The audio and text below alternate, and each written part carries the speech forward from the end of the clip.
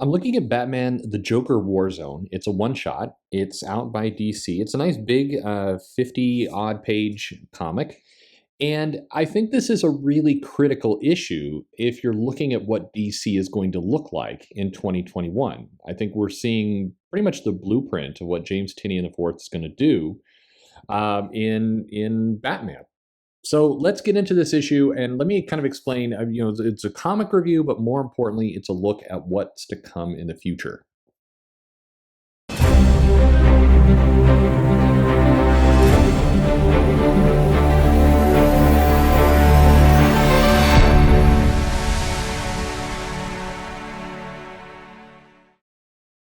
Hey everybody, this is Perch. Batman, the Joker War, which is currently going on in the Batman titles. What seems clear, to me at least, is that unlike most events, this isn't going to have a neat wrapped up ending.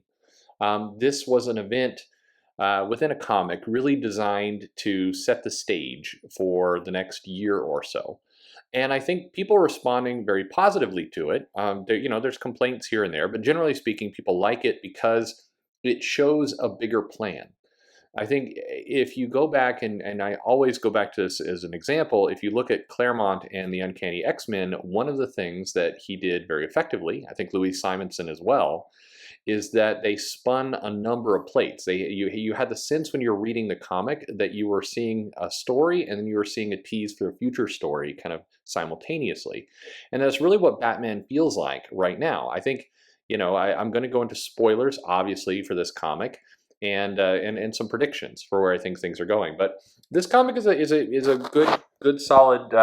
It's a good comic. It's actually interesting because a bunch of these stories I could see in a different world, them decompressing the Batman comics, and basically each one of these short stories could have been an issue in Batman. And to stretch this thing out just another 4 issues long. I'm glad they didn't. I like it done here. The format and the size is pretty solid. It allows for more powerful story because it's more condensed. So our first story here is of course by James Tynion, and he is Gilliam March is the artist, and it's basically a conversation between Joker and Bane. And in many cases, this first story is really a connective thread. It's a wrap up of Tom King's Batman run. And I mean, you're going to read anything into this, but basically, Bane is in Arkham Asylum. He hears that there's whispers of a clown. He hears explosion in the distance. He knows the Joker is basically coming for him. We see he's hooked up to this like insanely kind of weird mechanical device in his cell that that he's completely imprisoned. This very Machiavellian-like tool. So the Joker shows up and basically kind of taunts him a little bit, puts on the Bane mask, and reminds him of the fact that when Bane was running Gotham, when it was City of Bane, that he basically made Joker his puppet to some extent, and that Joker is obviously very mad with that. But as he goes into kind of as he's monologuing to Bane, which is an effective monologue, he points out, kind of the folly of he took Gotham City in his hand. He put the baddies in charge. He basically ran the city and then screwed it up. And it's an interesting commentary on kind of the end of Tom King's run, which seemed very kind of abbreviated, very shortened, like it was a big setup to City of Bane, and it kind of fell flat.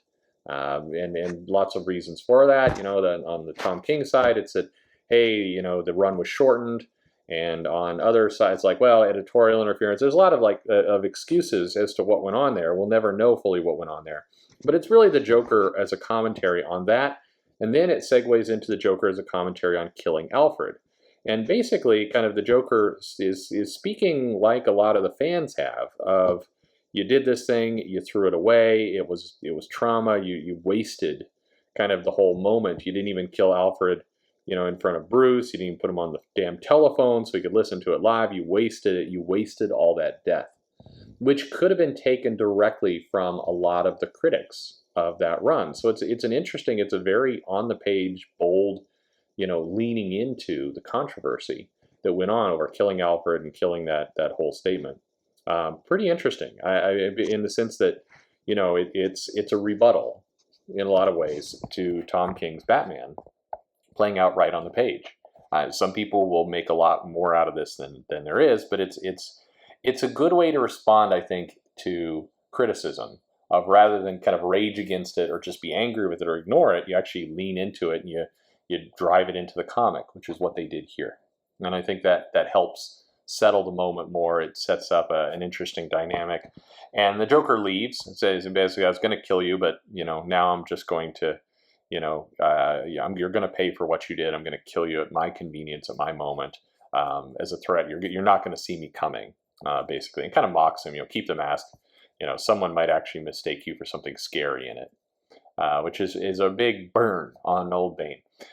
So Bane doesn't say anything. He basically, some part of him wants to scream, but instead he waits.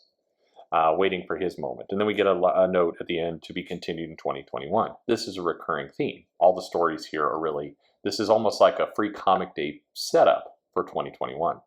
So the next story we go into is the John Ridley story with Oliver Capil. And this is the story of kind of the Luke and Lucius Fox family. Lucius Fox had been injected with the Joker venom, but now Catwoman has transferred tens of billions of dollars into his account.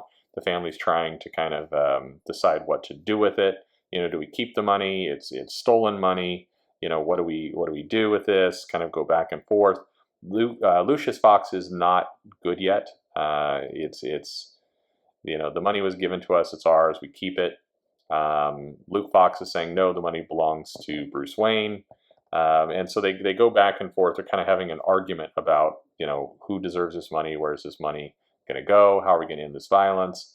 And then, Lucius Fox is still really, really struggling with the effects of the Joker venom. So just then, the Joker army, a lot of the little clown army breaks in to the house, is coming out. We get a nice set of moments, I think, with Batwing, with Luke Fox, who defends his family, but also takes down the various Jokers, and not killing them, but stopping them. Lucius Fox comes out and does kill them, and then this sets up an interesting argument between the two. And it's Lucius Fox is unhinged. Luke Fox is in the standoff. We get a brief little moment with the police, maybe gonna shoot, and then not, and it's that feels a little inserted during current events, but it's an interesting little dynamic. The art is Oliver Capil, and it looks very, very solid. It's really good looking art, good looking coloring, everything else, and I think this is the setup for 2021 and the John Ridley Batman comic that he's doing, which really seeks to bring more prominence to Luke Fox, which is, it is not a bad thing. I think Luke Fox is a character that has a lot of interest. They're starting to write him very compelling in a kind of three-dimensional way. The fact that Lucius Fox has this venom in him that is sticking around to some extent, and what's going to happen there is also interesting. It provides a neat little dynamic to play with. So, this story made me look forward more to the John Ridley limited series and what he's going to do with things. So I'm anxious to see how all that goes. And I think there's some interesting story elements, particularly if Lucius Fox is keeping the money. And, there's this argument within the family. Luke Fox doesn't want it, thinks it's theft. And kind of how's that dynamic going to play out between the two? That's potentially quite interesting, I think, of some elements. And you can see an interesting collision course being set between Batman and Luke Fox at some point that I think could be pretty interesting. The next story is that, we get the kind of the Henchmaster here, and he's kind of bringing in new Joker components. This is a more fun, just kind of story, but we see Spoiler and Orphan. David LaFuente, I think, is doing the art for this. Yes, he is. Joshua Williamson is doing the writing.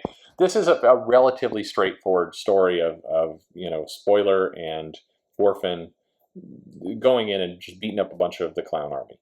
Nothing deep here, but it's a fun symbol, or sorry, for a fun little comic. And they do run across the Batman symbol has been destroyed, and so in seeing that, it empowers them to say, you know what, we need to do more. Gotham needs to see that it has defenders, it has people here. And so they basically sew the Batman symbol onto the fronts of their suits. Spoiler with the Batman symbol, Orphan with the Batman symbol on the front.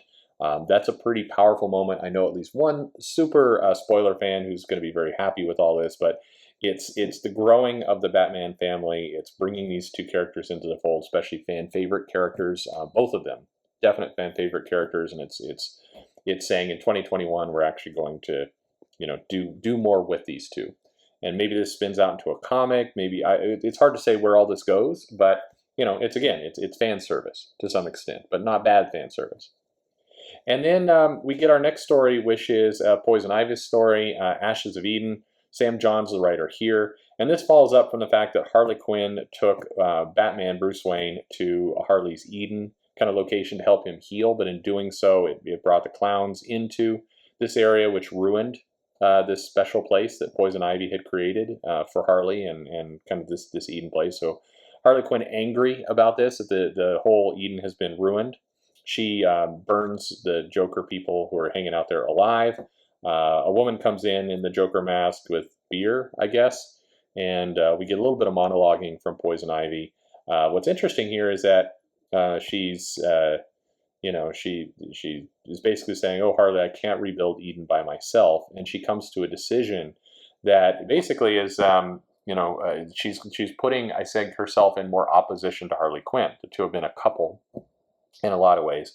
But here she says, you remind me of someone, both of you so eager to squander your potential on a clown prince. It was her responsibility to take care of this place, and now look what's left of it. She then murders this woman that reminds her, I guess, of Harley. And she says, I need to reevaluate my priorities. She makes a nice Poison Ivy robe out of something. I guess her powers now include making robes. So that's cool. But anyway, she decides that she's now the Queen Ivy, not just Poison Ivy, but Queen Ivy. So okay. And she sends out tendrils throughout the city to kind of slither in and have these vines all throughout Gotham. And notes, they won't know what hit them, with a promise that this is also going to continue in 2021, firmly making Poison Ivy a villain. That's no doubt about it. Poison Ivy is not going to be on this side of the kind of good guy, bad guy. And it seems like that relationship with Harley Quinn is over. So in the last story we get is kind of, again, nothing that's like that consequential, but we get Clown Hunt. This is Clown Hunter. And, the clowns are the Joker army is running through Gotham.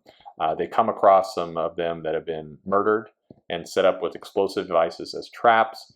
And as they're going through and just shooting the neighborhood, we see a bunch of the Gotham citizens looking down at this, and then suddenly they're attacked by Clown Hunter, who's brutally murdering them. He's just shooting them through the head. He's sticking them through the skull with an axe, and he basically, we learn a little bit of his origin, kind of about where his parents may have come from and everything else.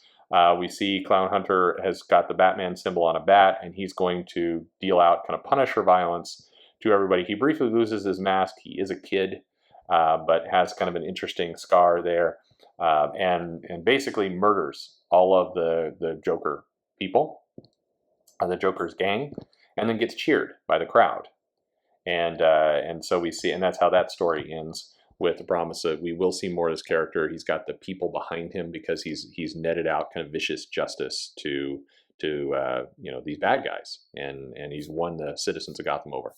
All in all, this is an issue that is very much a tease for 2021.